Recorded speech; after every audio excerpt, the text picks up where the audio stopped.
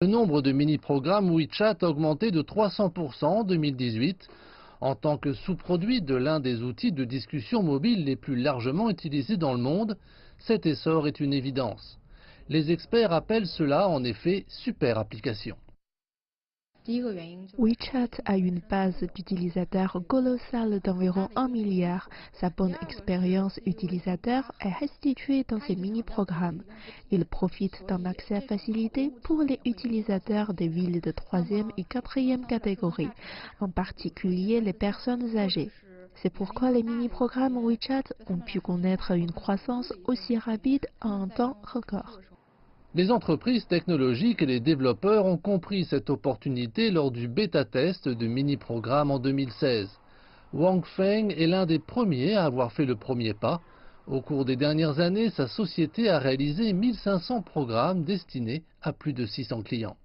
De nombreuses entreprises s'adressent à nous pour créer un mini-programme de commerce électronique qui est le type le plus populaire en ce moment. Par exemple, Pinduoduo a attiré 200 millions d'utilisateurs supplémentaires depuis le lancement de son propre mini-programme. C'est donc une opportunité que nous ne voulons pas rater.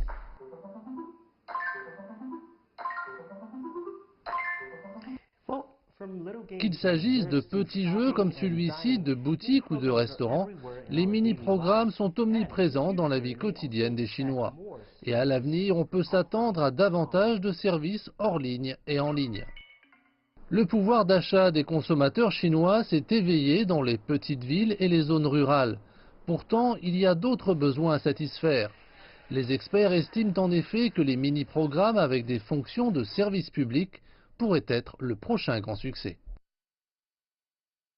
Les villes de 3e et 4e catégorie pourraient avoir besoin de davantage de services en ligne pour améliorer l'efficacité du travail des gouvernements. Ces types de mini-programmes peuvent être fréquemment utilisés dans différentes situations, mais il n'y a pas beaucoup de développeurs dans le secteur en ce moment. Je suis donc optimiste quant à leur développement cette année. Il existe environ 10 000 mini-programmes de services publics à ce jour. Les experts affirment que le potentiel de développement reste vaste.